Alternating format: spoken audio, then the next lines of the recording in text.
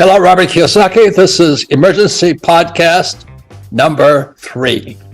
And I want to thank my friend Andy Schectman for bringing me personally up to speed, because I knew something was going wrong all these years, but I lost the macro. I didn't get the bigger picture of it.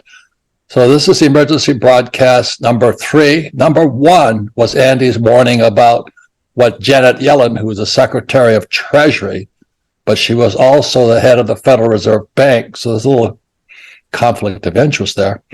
But how she was warning people, saying that Janet Yellen herself, the FDIC, and the Federal Reserve Bank will determine which banks survive and which ones die. So Andy called up, he says, we got to do Emergency Podcast number 1.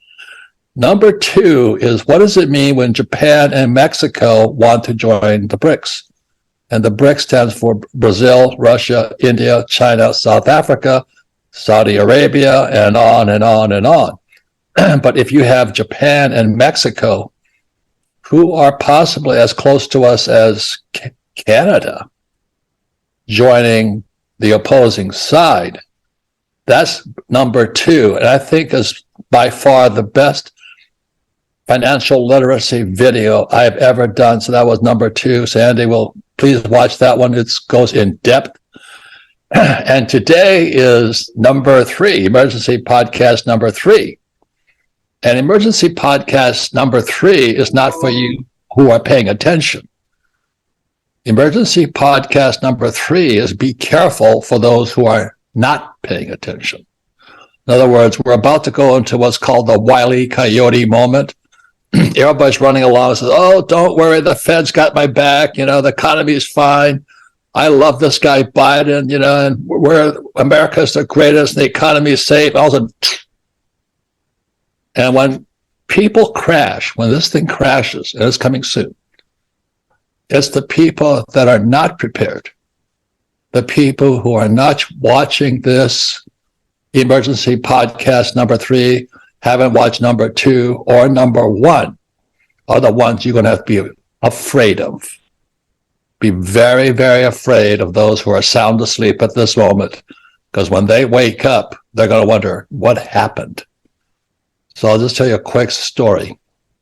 I went to flight school, to fly these things in Vietnam, and they wanted to prepare us for the worst. So how did they prepare you for the worst? Well, they make it the worst.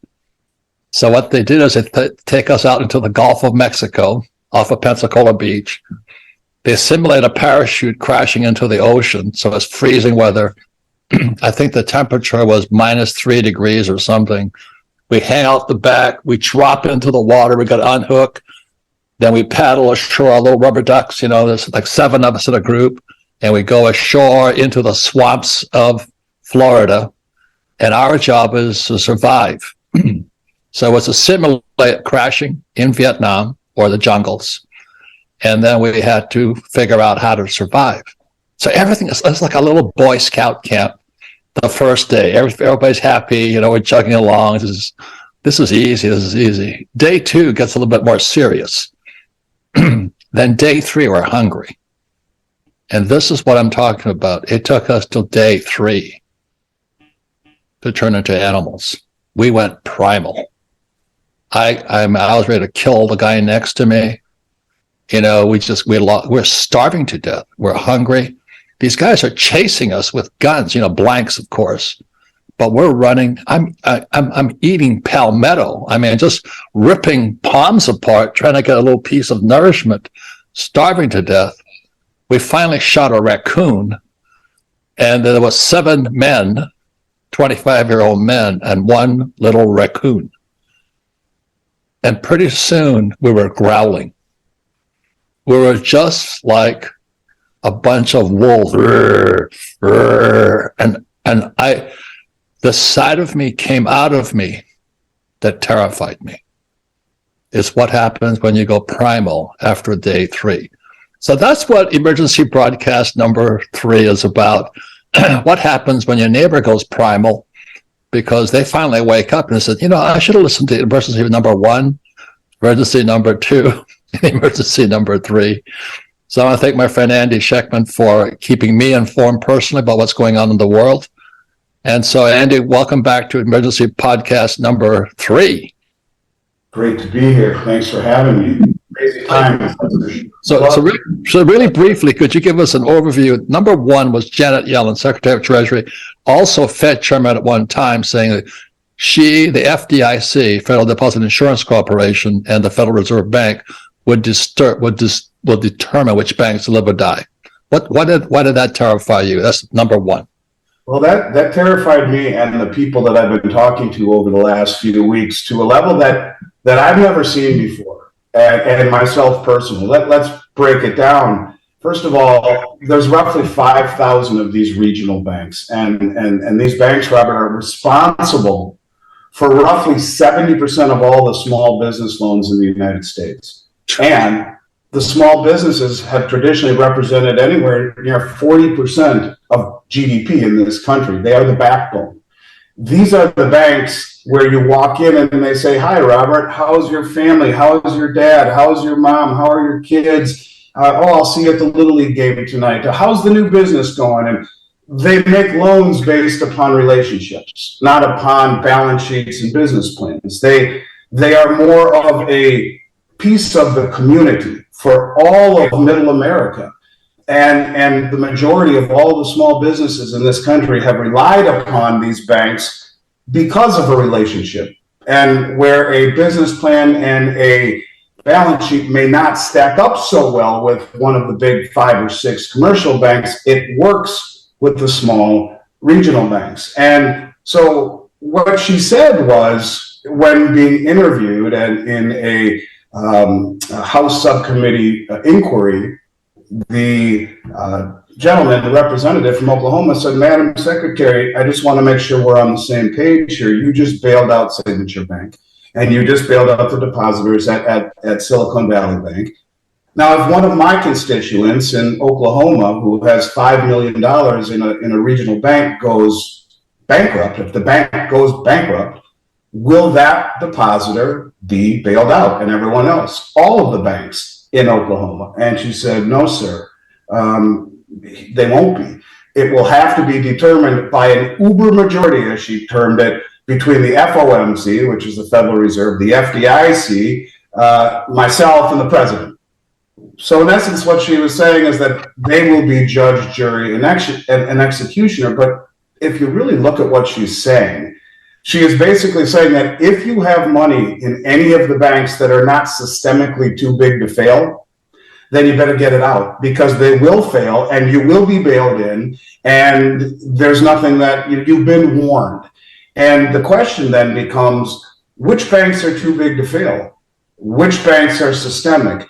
And when you have a small business or your life savings in a place where you thought it was safe, and you never speculated to begin with, what's going to happen? Are you going to risk that to chance? And so she's lit a fuse under literally 5,000 banks in this country that have been the cornerstone of the small businesses and of middle America, forcing everyone into a handful of very large commercial banks.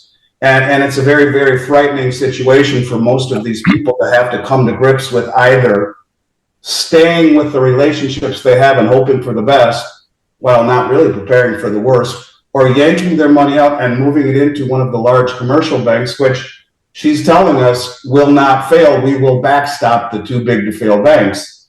And in essence, she's creating socialized banking, putting everyone into just a handful of very, very large banks. I'm glad you said that. That's this book here, the Communist Manifesto, Centralized Banking, that they control the whole economy. It's run by the academic elite, and you and I are screwed. So that's number 1. It's emergency podcast number 1. Please understand that.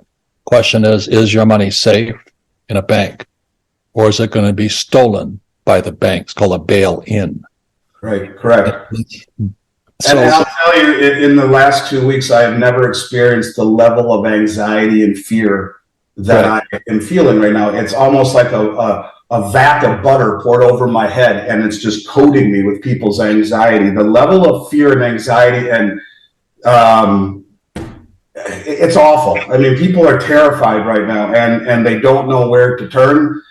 Some are turning to precious metals, and others are turning to short-term government treasuries, and others are moving to the big banks. But the amount of money being yanked out of these regional banks, which is going to have a domino effect, is extraordinary. And that's what we talked about in the first podcast. And podcast number 2, which is, I think, the best financial literacy podcast I've ever done with anything. And it's about what Japan and Mexico, if and when they join the BRICS, the Brazil, Russia, India, China, South Africa. And the reason I think that's probably the best I've ever done so far with Andy was his financial literacy. Do you speak the language of the banks? And that's the most important thing right now. Do you speak the same language the banks are speaking? So what was financial emergency podcast number 2?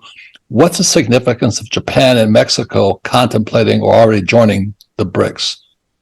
And so Mexico has formally applied. The rumor is Japan, Australia, and New Zealand are contemplating.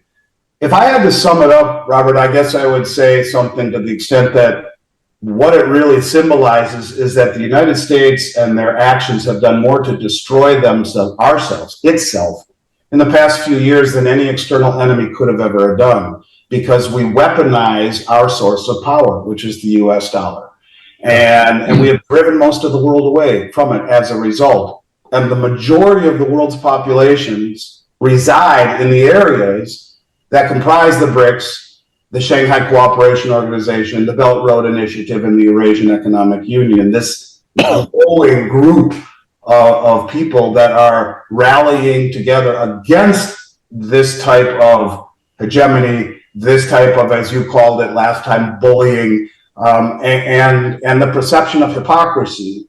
And they are rallying away from the West. And really that's what it talks about, the ramifications of what really does that mean if we lose the petrol reserve status. And that's kind of what number 2 and number 3 talk about. Number 2 was it's happening. And I guess today we would talk about what happens when it does happen and what is it that is happening. So please listen to emergency podcast number 2, because you'll learn some languaging there. There's a lot to learn, like, we didn't go over this, but Triffin's dilemma and Gresham's laws and all this stuff. America has been violating all of these laws of money for all of these years, and the world says we've had enough of this. So they're joining the BRICS, Brazil, Russia, India, China, South Africa.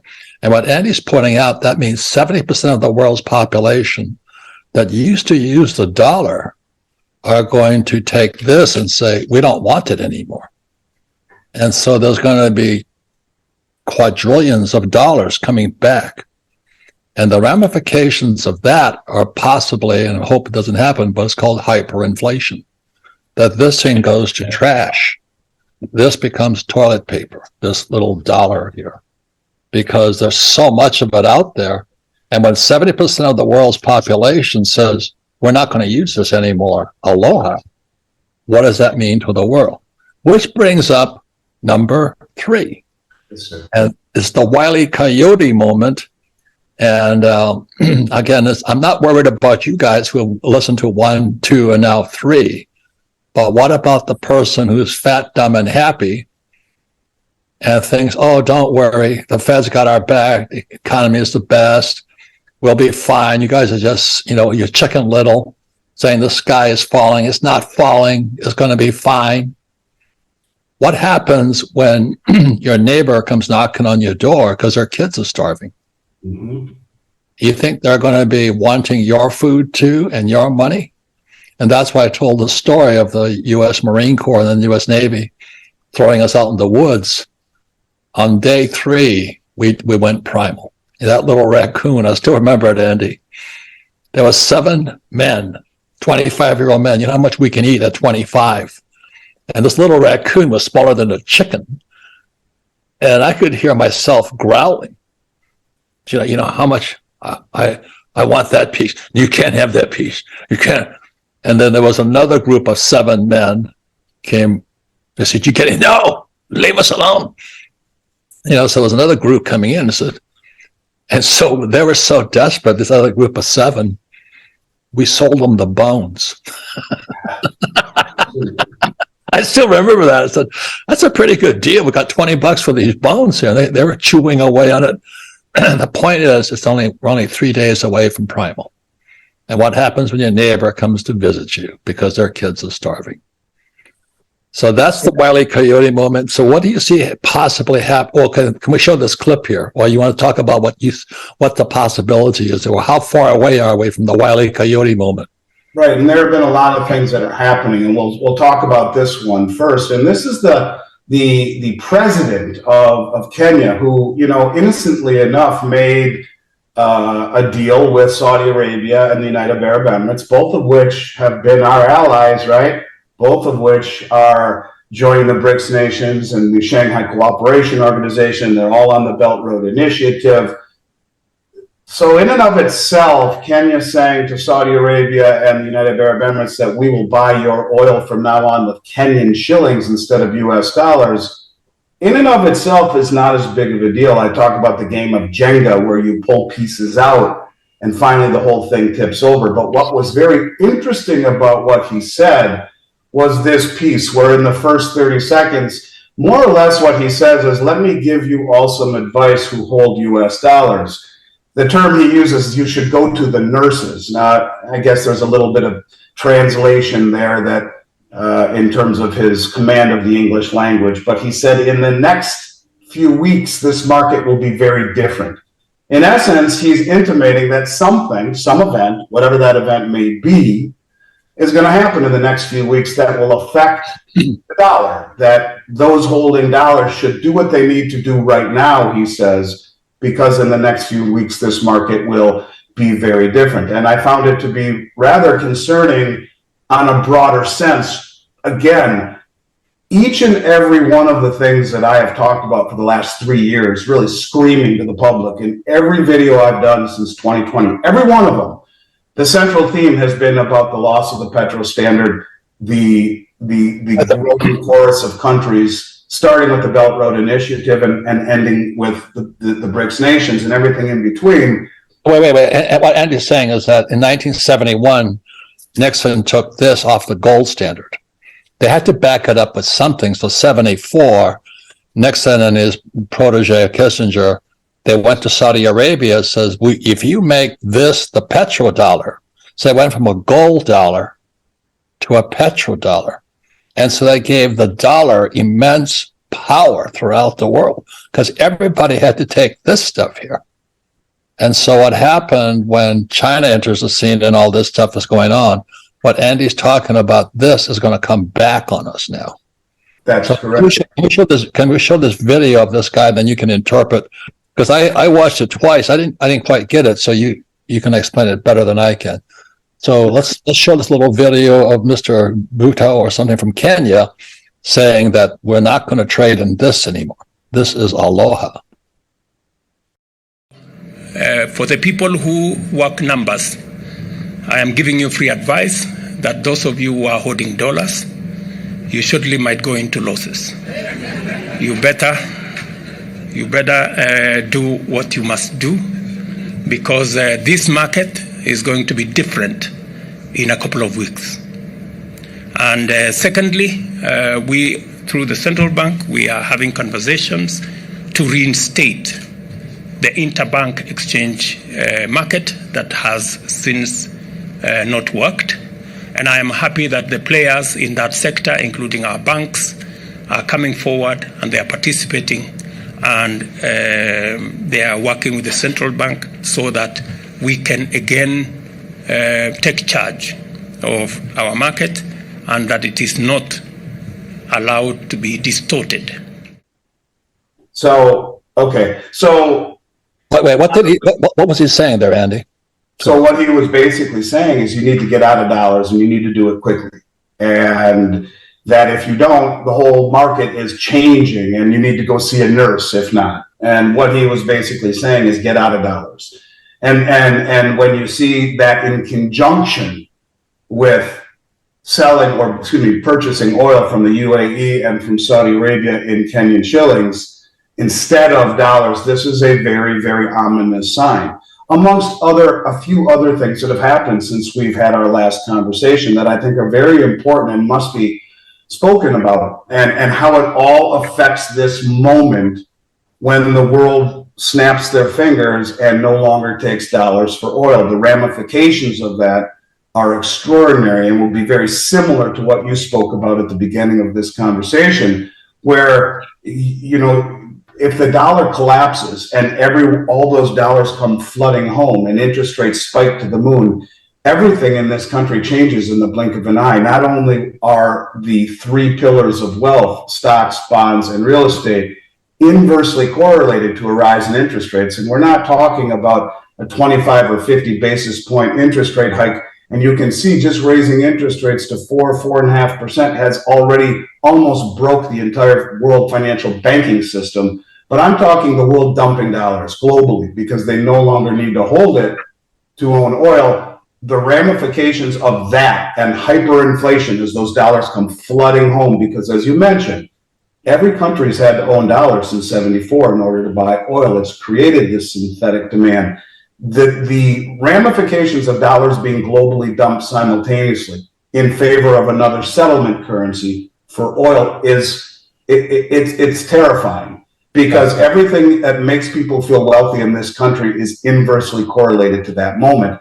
And when the dollar dies, along with stocks, bonds, and real estate, what does that mean? What does that mean in the analogy of 7 hungry Marines eating a raccoon? When the supply chains are completely broken, the dollar is worthless, the grocery stores are empty, people have no cash, they're ill prepared for what is coming. So yes, they will come knocking. And as you know, as in my mind's eye, I guess I would say, when people have nothing to lose, they lose it. And that's the kind of environment that I would envision, God forbid, that we're not so really far away from when you look at the pieces that are being put into place. I'd like to mention one in particular, and it's really being overlooked, in my opinion, by the media, and I don't quite understand it. And this is the peace deal that has been brokered, you know, by the only adult in the room, and that has been China, brokering a peace deal between Saudi Arabia and Iran, two mortal enemies. And also, isn't Saudi Arabia, Iran, Iraq also? Well, Iran and Iraq, they've also brokered a peace deal between Iran and Iraq, where they've now built a railway between the two countries. Yeah. They are mending fences. But in terms of what happened in Saudi Arabia, you know, here you got Sunni and Shiite. They've been at each other's throats for centuries. And it is a reconciliation between the two countries brokered by China. And the two countries are now reestablishing diplomatic ties and opening embassies in each other's country. And then also what happened was, when Biden went to Saudi Arabia, they didn't even talk to him. You know, because why would they talk to him? And he's a woke guy. He says, we're gonna put oil out of business. Well, that's right. I'm gonna talk to Biden. Do you know what I mean? Right. But when Xi goes in, the guy ahead of China, he gets a royal welcome because he's going to buy oil from Saudi Arabia. And it was Biden who cut down the Keystone XL pipeline that sent oil from $30 a barrel to $130 a barrel, which destroys the middle class because they can't afford, they got to choose between putting gas in the car or eating. And that's why I used the example of sitting there with this one little raccoon. And at least we had something. But when the other 7 guys came across and they were starving also, you have not lived and seen desperation like that. And I'm saying to all of you, if your kids are starving, what would you do? If you're concerned about high inflation, looming recession, a stock market correction, or out of control spending in Washington, this is an important message to hear. Because the fact is, during every major crisis in U.S. history, many of those who failed to prepare watched their savings, investments, or retirement funds go down, while many with the foresight to own gold helped preserve their purchasing power. Gold even made some folks richer. Now we're facing several major crises at once, and experts say we may soon face even more economic trouble. So please don't wait. Learn the simple way you can diversify with gold and put yourself on the road to financial peace of mind, even in uncertain times. The new free 2023 Gold Guide from our friends at Gold Alliance can show you how. Just visit www.freegoldguide.com/Robert or call 1-800-473-4585. Republican Governor and conservative commentator Mike Huckabee says Gold Alliance is the only gold provider he recommends to his friends and family. Find out why and visit freegoldguide.com/Robert or call now at 1-800-473-4585. Feeling powerless over current events and your financial future? Financial freedom is your freedom. Robert Kiyosaki is the best-selling author of Rich Dad, Poor Dad. Over 40 million people have taken Robert's advice. Now it's your turn. Attend Robert's free virtual wealth building event. Claim your free access now at richdadfree.com. Don't wait, access is limited. Go to richdadfree.com. That's richdadfree.com.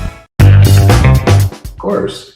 And it's a really big point, what you're bringing up, in that the groups, the 150 plus countries on the Belt Road, the Shanghai Cooperation Organization, which is 60% of human population in and of itself, or pretty darn close to it, the Eurasian Economic Union, and the BRICS, all of them together are north of 80% of human population who are not going green. And you add the other countries, 60 of them more, including Mexico, and including perhaps Japan, and including perhaps Australia and New Zealand. Those aren't even part of the 60 that are applying or have expressed interest into applying. You're dealing with the majority of human population who isn't going green. And what China is doing is around cooperation, upon reconciliation. They're going into countries like South America. They're going into Africa. They're going into the Arab states, and they are building infrastructure. They're building bridges. They're building roads. They're building ports. They're building oil refineries. But what Andy is saying is, I was in Zimbabwe, and we fly helicopters out there to go hunting. And this guy says, that's a Chinese compound there. And there was like this college campus filled with Chinese people building infrastructure. Then we were in, got a quick name of the country, but they were putting in fiber optic cable for the country. The Chinese were.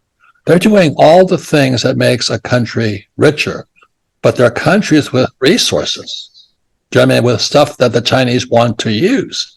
So we send our cheap ass dollars, these things here. We buy their, gold, silver, oil, copper.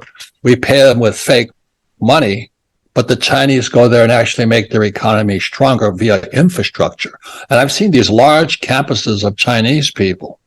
I'm going, holy mackerel, this is the last 10 years. That's what Andy's talking about here. So when you see it, you go, what the hell is the U.S. doing? Right? I mean, that's really what the question is. Right. And they're coming in and they're industrializing these countries that in a mutually beneficial way, giving the hope of a middle class, the hope of a better life, and doing it the right way with cooperation instead of coercion. And look, this is the first time in arguably 5 centuries that you don't have a political leader from the West setting the global agenda here. This is Xi Jinping and Vladimir Putin that are setting the global agenda by going into these countries and making life better for everyone, and mending fences and reuniting countries that have hated each other forever under a common goal. They're not stealing the country's wealth with fake money. Correct. You see, when they spell quantitative easing, that's called counterfeiting money. So all the U.S. had to do was print this stuff, and you could steal a nation's wealth. You could go to the Congo and take out all the stuff, the diamonds, the oil. You could go to oil-producing countries, steal their wealth with fake money. And what Andy is saying, it's over, right? Is that what you're saying? It is, and I think the common thread in all of these unions and all of this infrastructure and all of this cooperation is the drive toward mutual settlements in national currencies between Asia, Africa, and Latin America.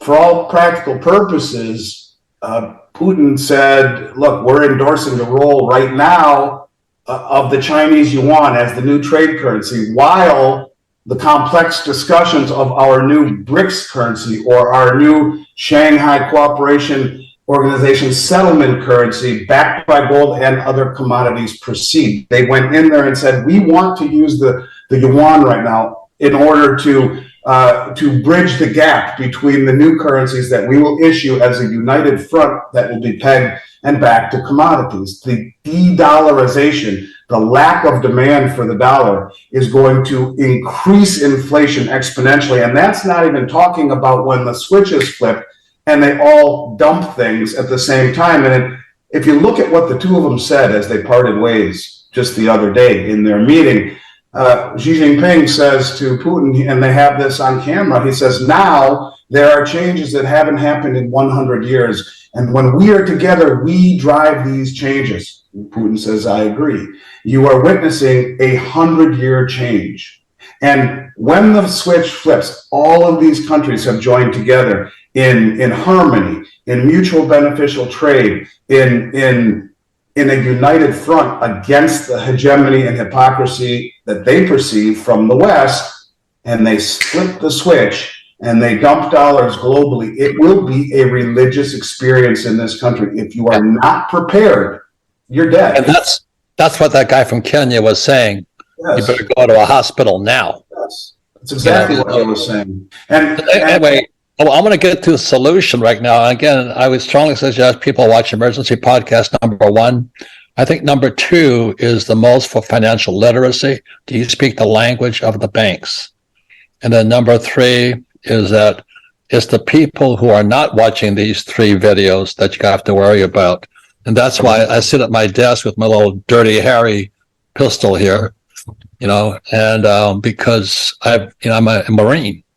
I've been in my own homes. I've had people break in Hawaii. And when people are desperate people do desperate things. They do. And we're getting there now. Now, I can't confirm this, but I'd like to mention, I made a comment the other day. I said, look, part of this happening is because the U.S., in essence, has stole the exchange reserves of Iraq, Iran, Venezuela, Afghanistan, and Russia to the tune of trillions of dollars, right, through sanctions and whatnot and war.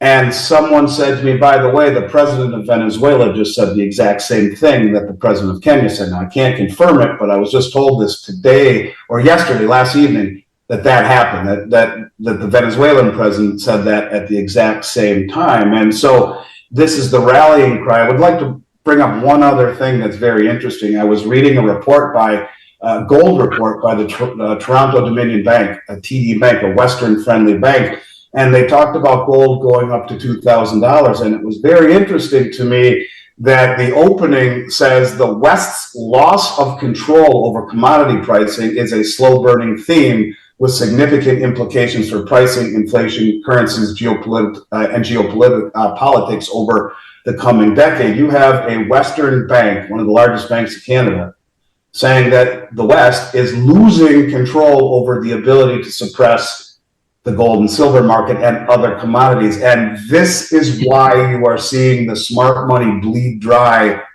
all of the exchanges of the world of their commodities, not just gold and silver, zinc and aluminum and all the soft and hard goods that are disappearing off the COMEX and the London Metals Exchange. They are front running what they see coming. So yeah, I'd love to talk about the solution. I think that's a great idea.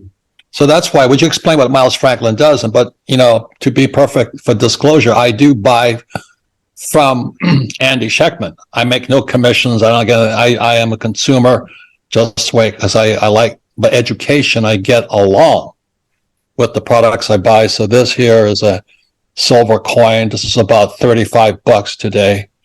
I mean, everybody in the world can afford $35, but they'd rather hang on to this toilet paper here. And this is a gold coin. And this is March 2023, $30. This is about 2,000 something. And I think this is the biggest bargain of all, is that silver, because silver is consumed in everything. All the solar panels, these are Tomahawk missile, got 30 pounds of silver in it, it goes boom in the desert. EV, electronic vehicles, all going to burn this stuff here. And everybody can afford $35. But will they do it? No, they're going to hang on to this garbage here. Let me say one more thing. There's a thing called Triffin's Dilemma. Triffin's Dilemma meant that for the U.S. to be the world's money, reserve currency in 1944, they had to print extra of this. So the whole world had this in their banks all over the world.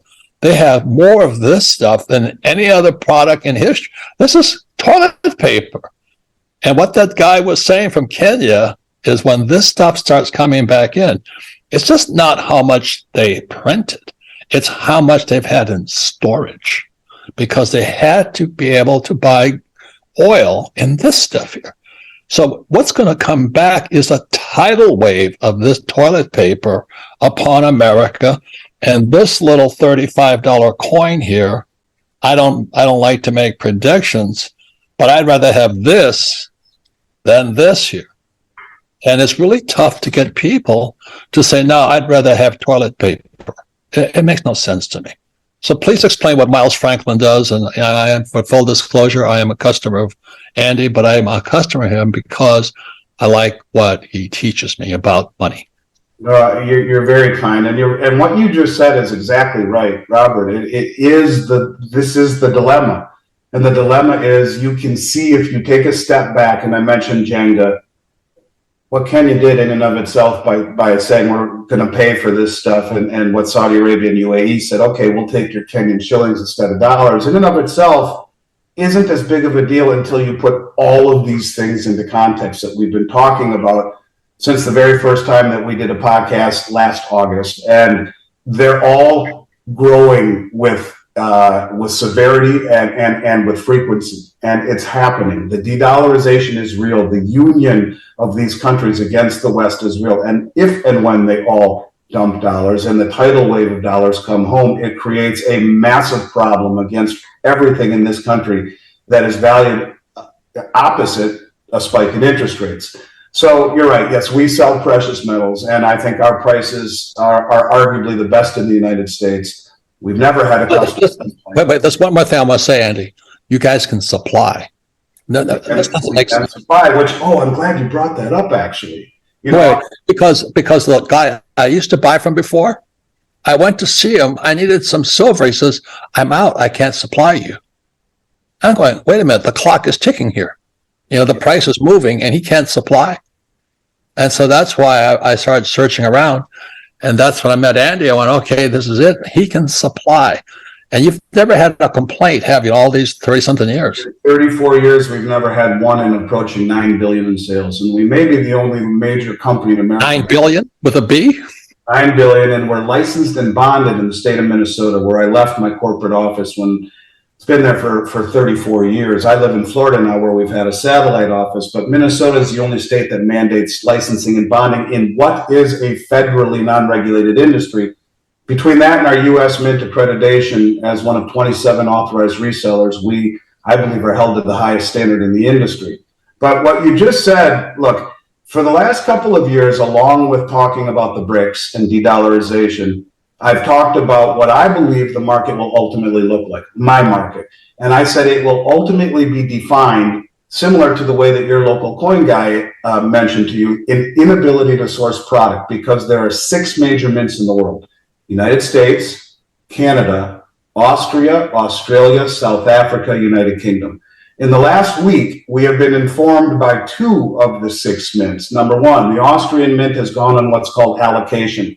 That means that you can't buy whatever you want. You'll get a small allocation, and they are basically have more demand than they do supply. That's not a good sign. Number 2, the Royal Canadian Mint came out and said, oops, we're really sorry. We overcommitted. We don't have enough product. You may have to tell some of your clients that you'll give them their money back. It could be a couple of months. And our last shipment from them was roughly half of what we had originally agreed to. And for the last 3 years, the United States Mint, which has meant more to my career than roughly anyone or anything, has been the model of inefficiency. They've been working at half capacity. And even though they claim otherwise, where they've made roughly 25% of the amount of silver eagles that they could, and they have in the past, and they're selling at $7, $8, $9 more than everything else. It's wholly inefficient.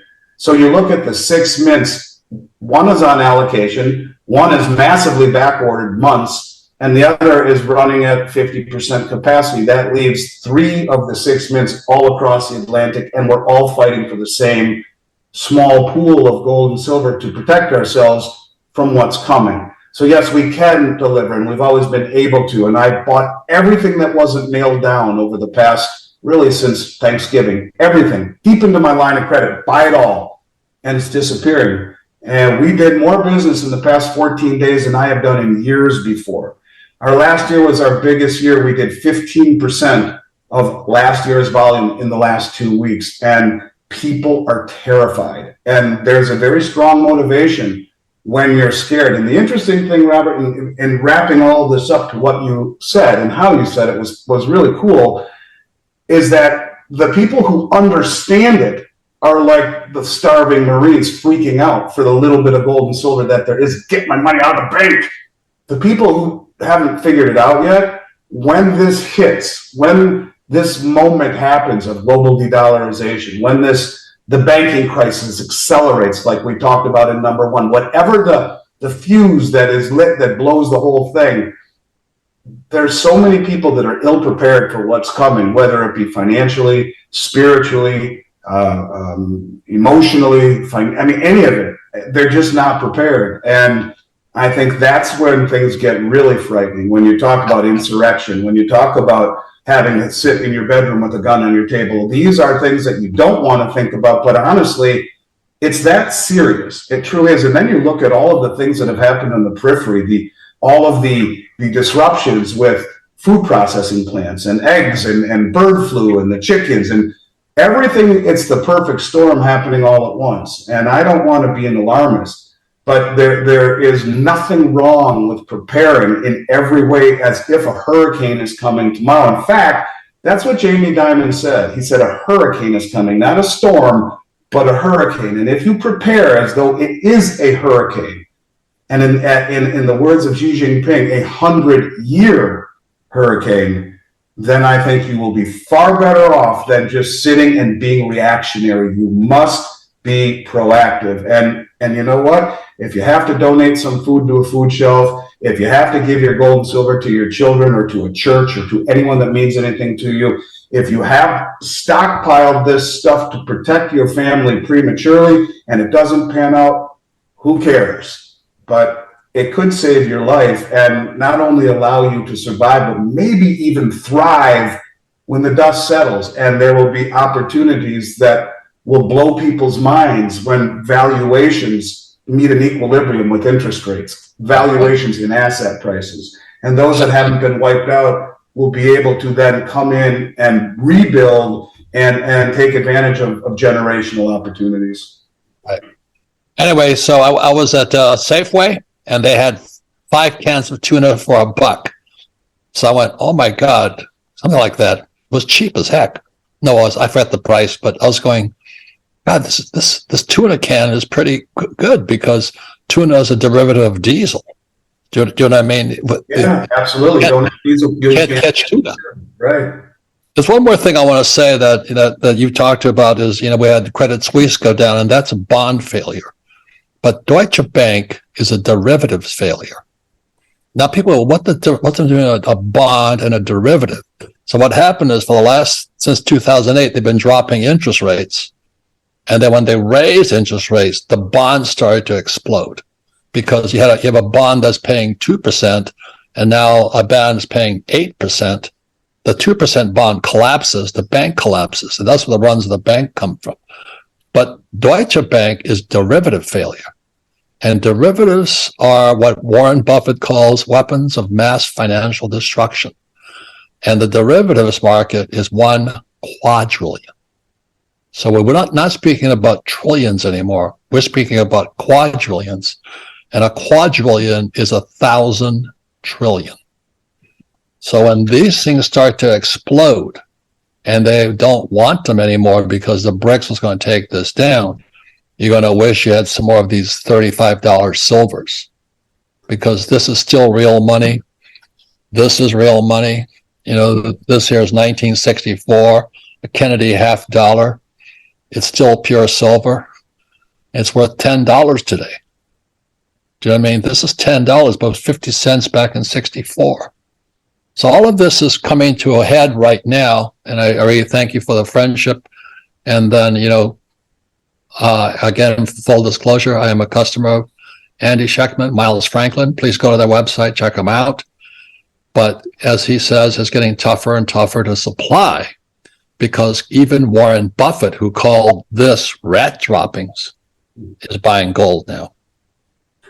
Yeah, it's true. One last thing, until our new website is launched very shortly, please send any questions or inquiries or price inquiries for a current price sheet. We will not be undersold to info@Miles Franklin, info@Miles Franklin. Just write Rich Dad in the subject line, and my brokers will make damn sure that you are all treated as family. You will be given the best price in the country. We will answer all your questions with no obligation whatsoever. And one last thing, when you mentioned a quadrillion is 1,000 trillion, a trillion seconds ago was 31,688 years ago. So put that into your mix and try to figure that out. 31,000. So if you made a machine that printed dollar bills every second without stopping to reload paper or change ink, it would take 31,688 years to make 1 trillion. Multiply that times 1,000, the earth wasn't even here. So this is why he calls it weapons of mass destruction. And I guess one very, very last thing,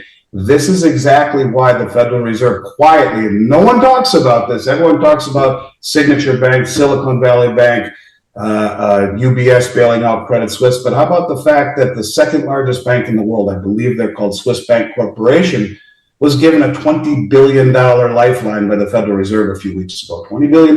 Why? Exactly what you just said. The derivative exposure, the incestuous commingling of derivatives between all of these banks and corporations and funds, where the value of those derivatives is based upon the counterparty's ability to perform. Well, if a counterparty goes boom, what does that mean to the derivatives? And everyone has derivatives with everyone else. It's a daisy chain that brings them all down.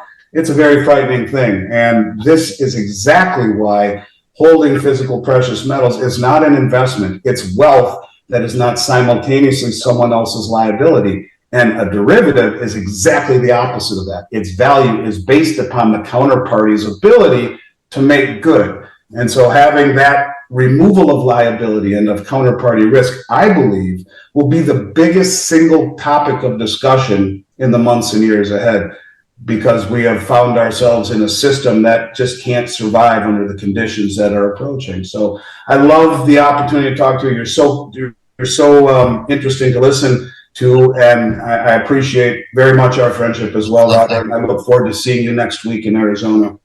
Yeah, thank you very much. So all of you, please, number one, Emergency Podcast number 1, number 2, and now number 3. But I'm not concerned about you. I'm concerned about the people who have no idea there's 1, 2, and 3. And they don't care because they hope America will shine again, or the world's going to save us and everything be happy days are here again. This is trash. So thank you all very much. And thank you, Andy. And thank you for listening to Rich Dad Radio, the Emergency Podcast number 3.